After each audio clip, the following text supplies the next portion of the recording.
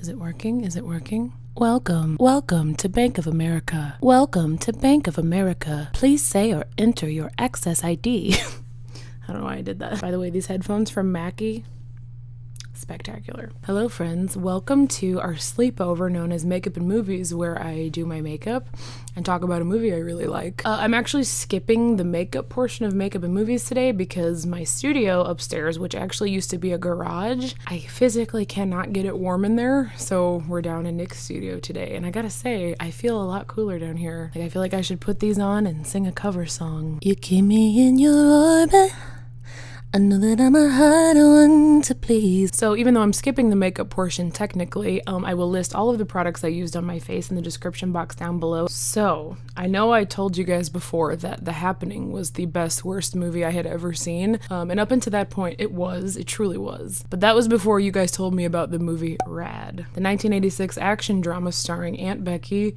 Bill Allen, 6 to 10 musical montages, and a whole bunch of bike boinking.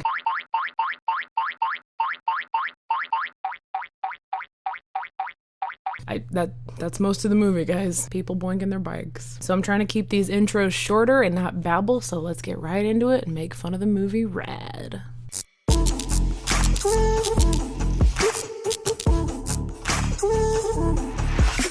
So friends, this movie opens up with an epic montage, and at 4 minutes and 26 seconds, I think it is officially the longest montage intro I've ever seen in any movie. It's basically just a montage of BMX bikers doing sweet tricks, mostly boinking their tires. And just when you think you can't take anymore and you're about to fall asleep, the movie actually starts. So friends, against this stunning backdrop of a weirdly fuchsia sky, we meet our hero and protagonist, Crew. C-R-U. Crew. He and his friends are paper boys, or paper people, I should say, because I'm pretty sure one of them is a girl. But anyway, they are truly the worst paper people, I think, in history. They run over people's cars. Oh, shit. Ooh, gnarly. Yes, you are. They can't aim, like where they throw their papers. The porch! I've told you a million times, the porch! Have a nice day! Crew does stuff like this. Oops. That almost made me turn the movie off right then and there. You don't be mean to old people. They deliver newspapers to a 7-Eleven for some reason that clearly already has a stack of newspapers. At some point in the opening montage, Crew just plows through like a group of college students, and this guy says what we're all thinking. Now that's one juvenile. So what I'm getting at is right off the bat, from Jump Street, these kids are dicks and have given me no reason to root for them. You creep! But anyway, on his route home, Crew notices a sign for something called Hell Track, which is a BMX track that's being built in his hometown of Cochrane. Basically, you find out that his hometown is going to host this huge BMX bike race with like the biggest names in the industry. This is going to sound kind of dumb, but I'm not a big like sports person, and I had heard of BMX before, but I thought it was like motorized bikes. I didn't realize it was just regular bicycles that you just like boinked on. However, I'm not making fun of it, honestly. I think it's really cool from what I've seen in this movie anyway. So to talk about the upcoming Hell Track race, the mayor, who might I add is just an absolute creep, he holds a town meeting. The owner of Mongoose, Mr. Duke Best, he's there. He likes slapping tables. Think about it. And in the middle of the meeting, this Karen lady stands up and she's like, "Excuse me." Excuse me. Which prompts Mr. Best to promise that there will be a qualifying race, like for the local youths in town. Youths. I wonder how our kids are going to feel when hundreds of outside youngsters take over their town and they're not allowed to race in their own backyard.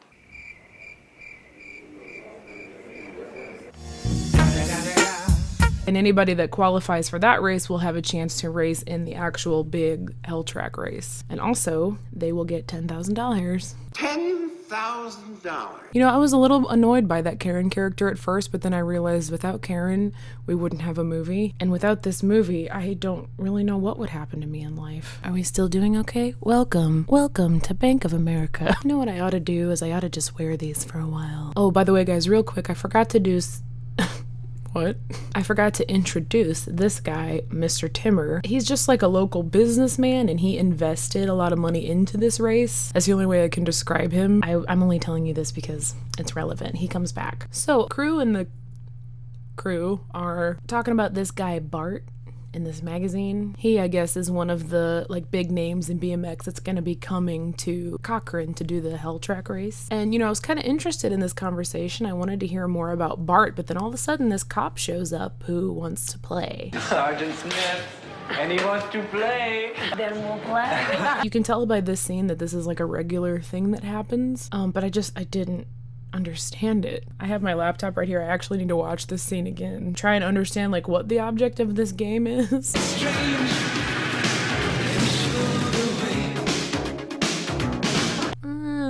Okay, so this is a game of cat and mouse. It's basically peekaboo meets hide and seek, but with bikes. Winky bikes. You know what? I'm not even gonna pretend that I understand what's happening because I actually don't know what's happening. There's so many shots of just the cop being left to wonder where the guys had gone for a second. I don't know, it's incredibly weird. So the game ends with crew riding away and the cop like pointing and smiling. It was so fun to take a break from fighting crime to play chicken with this child. So crew meets up with the rest of the crew. Guys, don't confuse crew with crew, okay? Anyways, like, you should have seen the look on his face when I passed that fence. You should have seen the look on Skinhead's face when I came by that fence. What?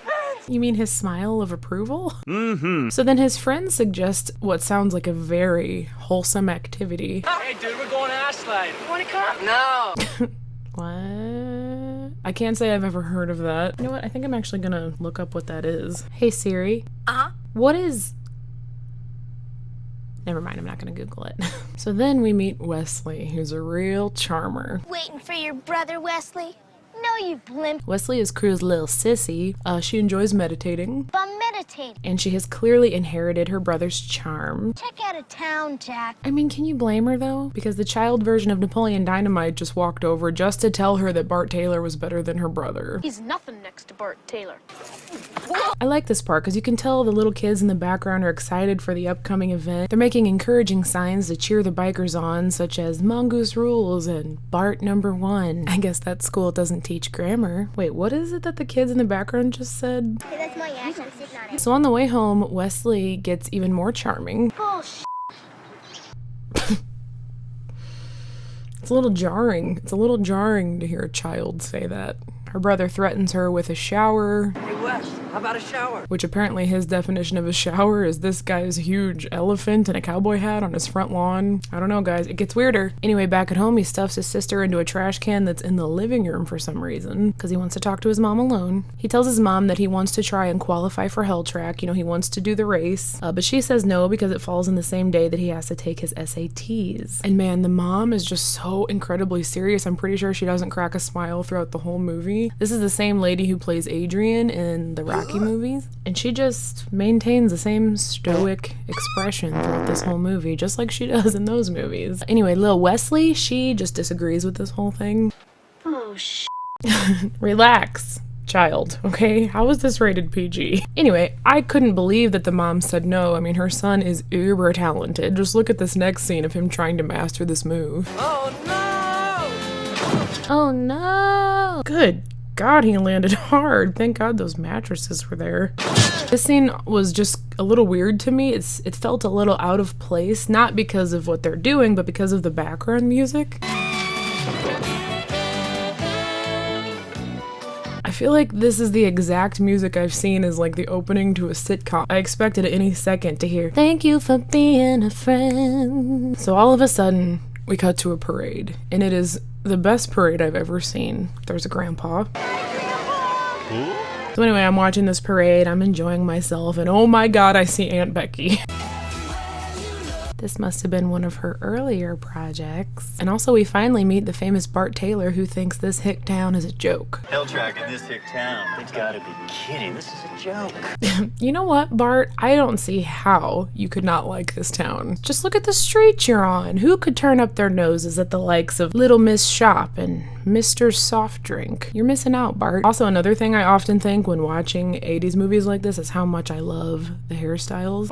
Can we please bring those back? I mean, there is nothing more flattering than mall bangs. So meanwhile, this lady runs up to Crew and the crew, and she needs help. You'll all have to move. This is so un-American. I have to get through. I'm late. My cake's in the oven. And thank God, crew is there. Come on, I'll help you out. I mean, there's only like 400 other people standing around. I highly doubt any of them could have moved that little barricade. Anyway, while being the nice boy that he is, Crew finally locks eyes with Aunt Becky for the first time. By the way, I'm pretty sure in this movie her name is Christian. I need to stop calling her Aunt Becky, call her by her character name, Christian. I did the same thing with Mark Wahlberg in The Happening. I kept forgetting his name was Elliot and just referring to him as Marky Mark. Anyway, the eye contact is incredibly long for my personal preference in this scene, especially for the first time you ever lock eyes with someone.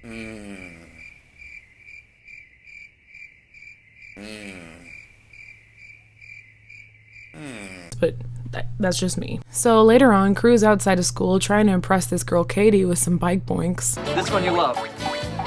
He wants to know if they can go to the dance or not. She pretty much shuts him down. She's not feeling it. She thinks he's immature. Not too shabby, huh?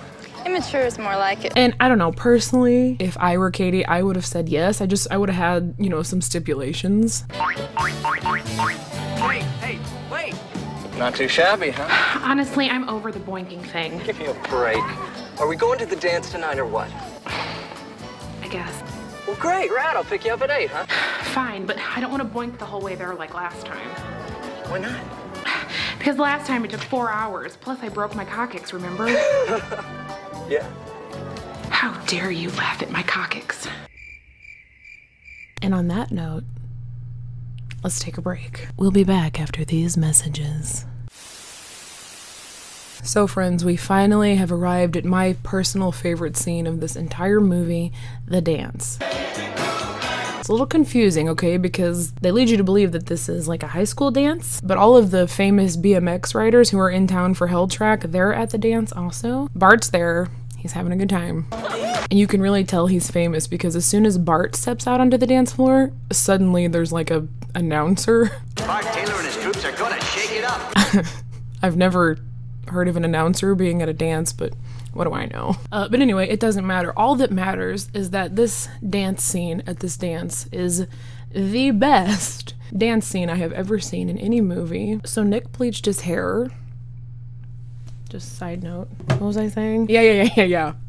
The dance scene. I can't really put the dance scene into words. I just have to show you clips of it, and I need to also show you like my favorite dancer in particular. Outside the world is no is enough.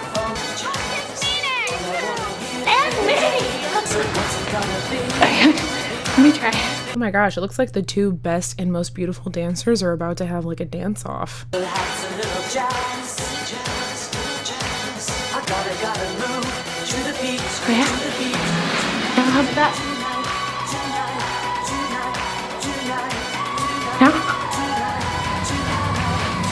Yeah? I think the winner of that goes without saying. So outside the dance, Aunt Becky does a very realistic trick, like bike jump thing. And then without speaking, I mean, literally they still haven't met each other yet. They start doing this bike routine together. It's like BMX biking / dancing. I don't even know what you would call it. I wonder if I could get some help from the announcer at the dance. Could it be that she and Bart are gonna bicycle boogie? Oh yeah, I've totally heard of that before. I just can't believe I had never seen anything like this before because oh my god, it's incredible. Crew's bike boinking, Christian spinning, Crew does this. I just couldn't be more thankful for this. This is my favorite movie. So hot! So anyway, all the students start cheering and applauding, and I would just like to point out, because I like to rip movies apart, you can tell that the editor like forgot to crop out a part of this clip. All of the students are standing still and then they all start walking at the same time. It's kind of like whoever edited this just forgot to crop out the part where the director was like, and action. This also happened in the Glitter movie, and I didn't notice it until after I had already done the review, but don't do that, okay? So anyway, after an amazing night of bike boinking and bicycle boogieing and dancing and leotards, Crew just is upset and he just randomly dips out with no explanation. Mind you, he and Aunt Becky still have not spoken. Oops.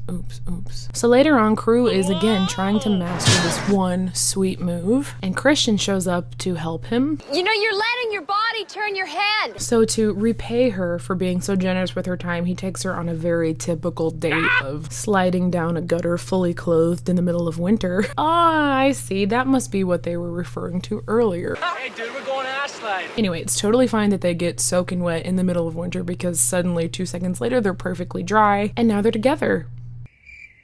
There was literally no buildup of this relationship. They're just literally in love now. And you know, I'm not even going to criticize that too much because there's so many other things about this movie that are so much worse.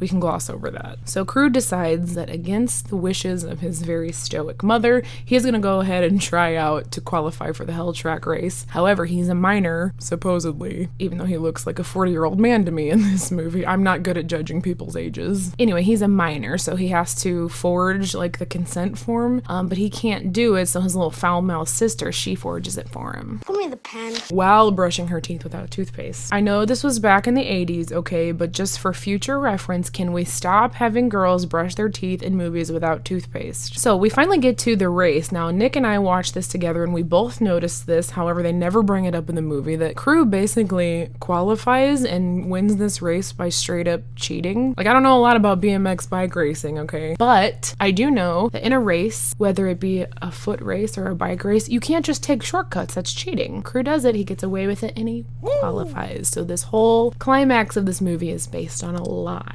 So Mr. Best kind of corners Crew and he makes him an offer. Crew turns it down. Mr. Best is butthurt. Mr. Best doesn't like it. Mr. Best is now Mr. Worst. And he changes the rules of the race so suddenly Crew can't participate. He says that you have to be like a sponsored athlete in order to qualify. Unfortunately, no racy. And I kind of appreciated this part where they were talking about sponsorships. You know about that sponsorship stuff, don't you? Well, yeah, it's pretty simple. A sponsor pays for your expenses and then you promote their product. I wonder if people ever call athletes sellouts for being supported financially to continue doing what they love. No? Just YouTubers? Okay. Well, anyway, Crew and the crew are gonna find a loophole. Wesley makes their own merch. They start their own little sweatshop. They give Wesley a spanking for some reason. And long story short, now he has merch. By the way, guys, speaking of merch, the Makeup and Movies merch is now available on Teespring and will be linked in the description box. I didn't get my sample in time or I would be modeling it for you, but it's coming. You know what? I really like this Rad Racing merch. Hold on one second. What? This was $20 on Amazon. I went out on a limb, you know, I never dreamed that this merch would still exist, but this film apparently has like a huge cult following. I can totally see why. For some reason, the next part of my notes, all I wrote was, "You think you're pretty bad, huh? Hot." I don't remember what that's about. Think you're pretty bad, huh? Hot! Anyway, we have another montage here of Aunt Becky and Crew flying through the woods on their bike, and Nick and I both thought of the movie Hot Rod. This must be the movie that Hot Rod was satirizing. Anyway, Mr. Best changes the rules again. He really doesn't want Crew to win this race. I guess he and Mr. Timmer, you know, the investor guy from earlier, if Bart doesn't win this race, they're gonna lose a lot of money. The whole thing is just kind of rigged. I don't know, it's really not relevant. The most relevant thing in this movie is the dance scene. You know, Mr. Timmer's not feeling it. I'm beginning to see you as something I might have stepped in. And I don't like the smell of it. Wait, is he talking about poop? I'm getting a little paranoid about this audio here. Let me put these back on.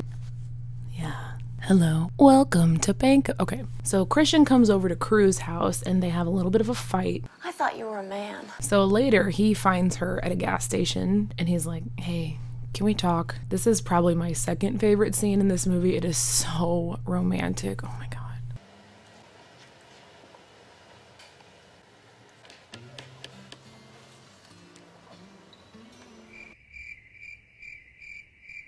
Would you like to be my friend?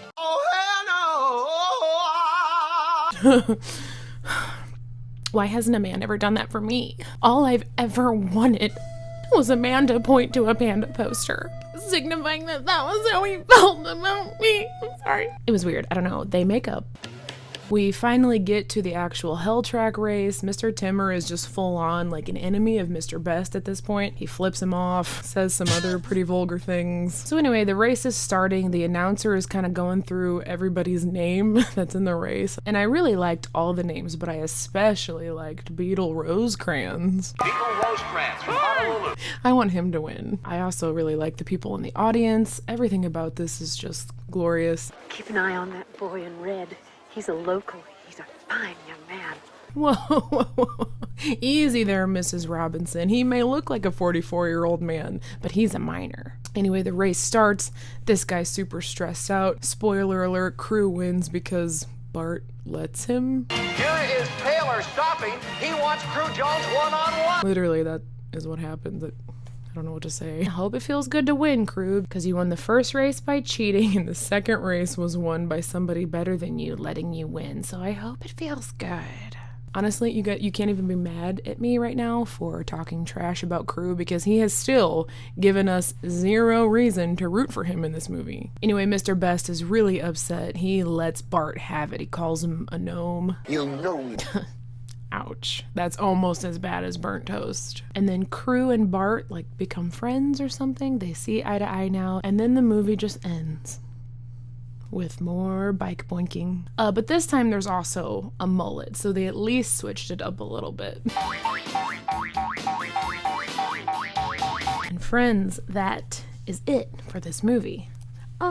As always, we gotta check out some fun facts, check out the budget. Sometimes I like to read those articles that are like 10 things you didn't know about the movie Rad, or whatever movie it is I'm doing. I won't bore you with all of that right now, though. It doesn't say what the budget was. It just says that opening weekend in the USA, this movie grossed $408,000. That's probably the lowest I've heard since starting this series. And then the cumulative worldwide gross that this movie brought in was $2,015,882. doll hairs. I encourage you guys to read some of the reviews on this movie. I will post my favorite one right here. I'm trying to save a little time by not reading it out loud. I'm trying to make these videos shorter, and I'm trying to also make it to where they don't take me 30 to 60 hours to complete. So friends, that's all I have for today's episode of Makeup and Movies, which didn't include any makeup, so I guess this is just movies. Let me know how you feel and if you like it, because I'm definitely willing to do this every now and then. It was actually a lot easier and faster to just talk about it and not have to worry about multitasking, However, it was quite a pain to bring all of my equipment downstairs. These lights are heavy. So as always, thank you for your suggestions. This one was amazing. Definitely my favorite one so far. I am looking forward to the next episode, which if you're still here, I don't know if it's gonna be next week. Guys, I'm sorry. I've literally promised a million things with this series. I want to do it every week. Sometimes I'm able to, but it just takes me too long. So if I can figure something out, you'll see me next week. If not, just be patient, okay? Love you and see you in the next one. Bye. For me. Oh, you know what I just realized? Because I'm using such a sensitive mic that you guys are gonna hear me every time I no. Copycat trying to cut my man. What do I make? I can't watch my. If you have a friend who's a director or a filmmaker, please tell them just use toothpaste. Crew's friends come into the diner to congratulate him later, and then Crew's friends come into the diner later on to congratulate him on his... Crew's friends come into the diner later to congratulate him on his win that he won. Crew's friends come into the diner later to congratulate him on his fake win. Crew's friends come into the diner later to congratulate him. Perhaps this was directed by the same people who directed the Buttercream Gang. Nah, I'm just kidding, it wasn't. I just wanted to talk into the mic like that because it sounds cool. It sounds neat.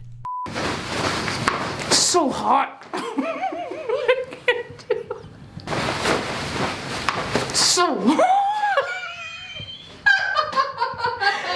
it. I'm gonna have to use one of the first takes.